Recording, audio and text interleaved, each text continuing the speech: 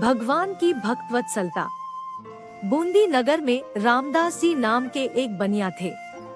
वे व्यापार करने के साथ साथ भगवान की भक्ति साधना भी करते थे और नित्य संतों की सेवा भी किया करते थे। एस्टरिस्क। भगवान ने अपने भक्तों संतों की पूजा को अपनी पूजा से श्रेष्ठ माना है, क्योंकि संत लोग अपने पवित्र संग से असंतों को भी अपने जैसा संत बना लेते हैं।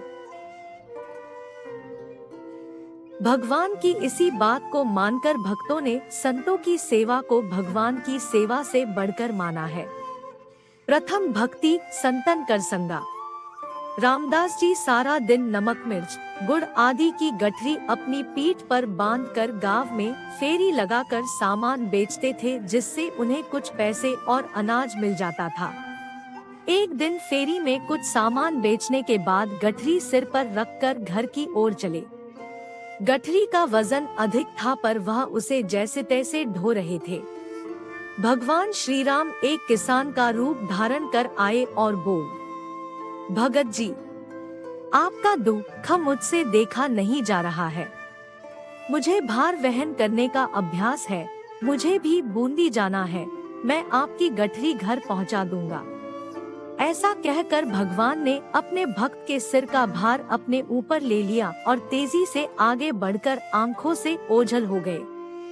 गीता 9:14 में भगवान श्री कृष्ण ने कहा है, संत लोग धैर्य धारण करके प्रयत्न से नित्य कीर्तन और नमन करते हैं, भक्ति भाव से नित्य उपासना करते हैं। ऐसे प्रेमी संत मेरे और मैं उनका हूँ। इस लोक में मैं उनके कार्यों में सदा सहयोग करता हूँ। रामदास जी सोचने लगे, मैं इसे पहचानता नहीं हूँ और यह भी शायद मेरा घर न जानता होगा, पर जाने दो, राम करे सो होई। यह कहकर वह रामधुन गाते हुए घर की चल दिए। रास्ते में वे मन ही मन सोचने लगे, आज थका हुआ हूँ, यदि घर पहुँचने पर गर्म जल मिल जाए तो झट से स्नान कर सेवा पूजा कर लूं और आज कढ़ी फुल्का का भोग लगे तो अच्छा है। उधर किसान बने भगवान श्री राम ने रामदास जी के घर जाकर गठरी एक कोने में रख दी और जोर से पुकार कर कहा, भगत जी आ रहे हैं। उन्होंने कहा है कि नहाने के लिए पानी गर्म कर देना और भोग के लिए कढ़ी फुल्का बना देना। कुछ देर बाद रामदास जी घर पहुँचे तो उन्होंने देखा कि सामान की गठरी कोने में रखी है।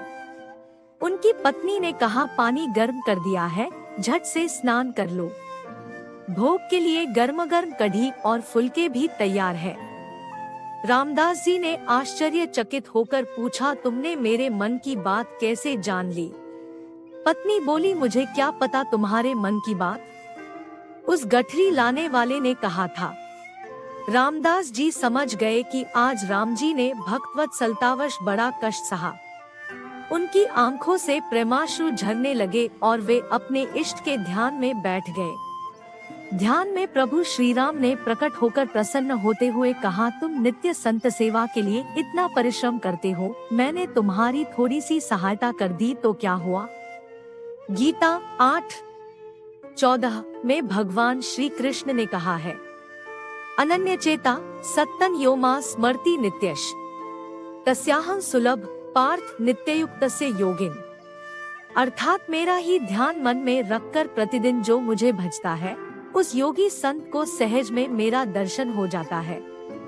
रामदास जी ने अपनी पत्नी से पूछा, क्या तूने उस गठरी लाने वाले को देखा था? पत्नी बोली, मैं तो अंदर थी, पर उस व्यक्ति के शब्द बहुत ही मधुर थे।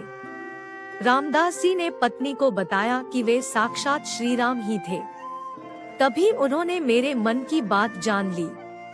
दोनों पति पत्नी भगवान की भक्तवत्सलता से भावविह्वल होकर रामधुन गाने में लीन हो गए।